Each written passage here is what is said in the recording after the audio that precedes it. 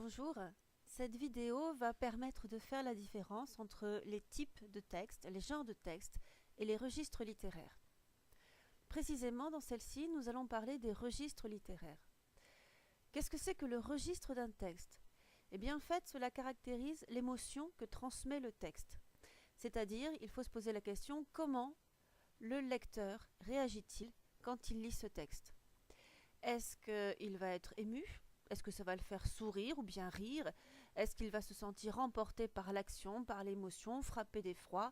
Ces différentes réactions vont donc conditionner les différents registres que l'on peut discerner.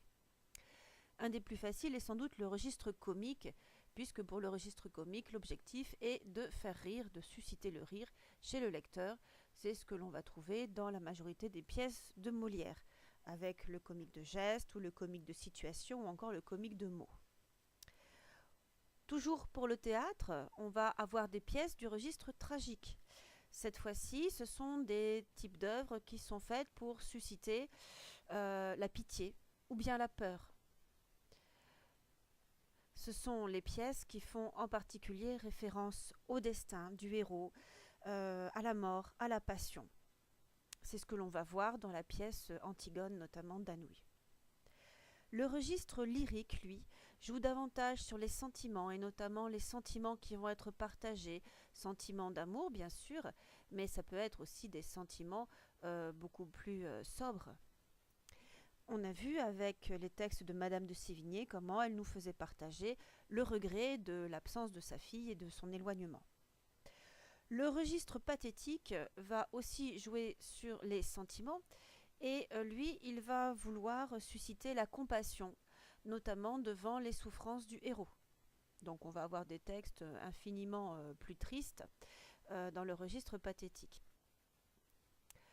Le registre satirique, ainsi qu'on l'a vu dans certains textes récemment, va jouer, lui, sur la critique qui va être fondée sur la moquerie, et l'ironie va jouer un rôle important dans ce phénomène de critique, ainsi qu'on l'a vu avec Pline et les Jeux du cirque, qui étaient allègrement critiqués comme manie de son époque, de ses contemporains, l'antiphrase ironique étant un élément important du registre satirique.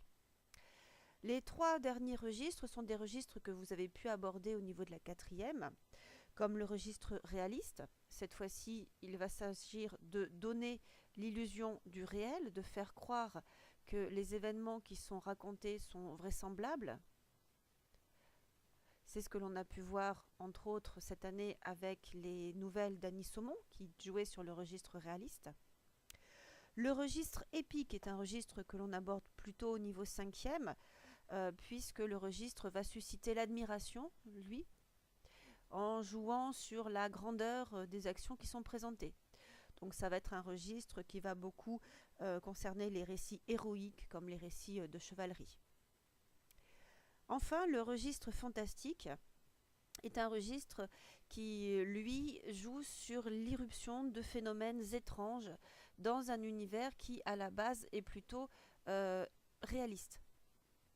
Et c'est cette hésitation entre l'aspect réaliste, vraisemblable des événements et leur aspect totalement irrationnel qui va donner le registre fantastique.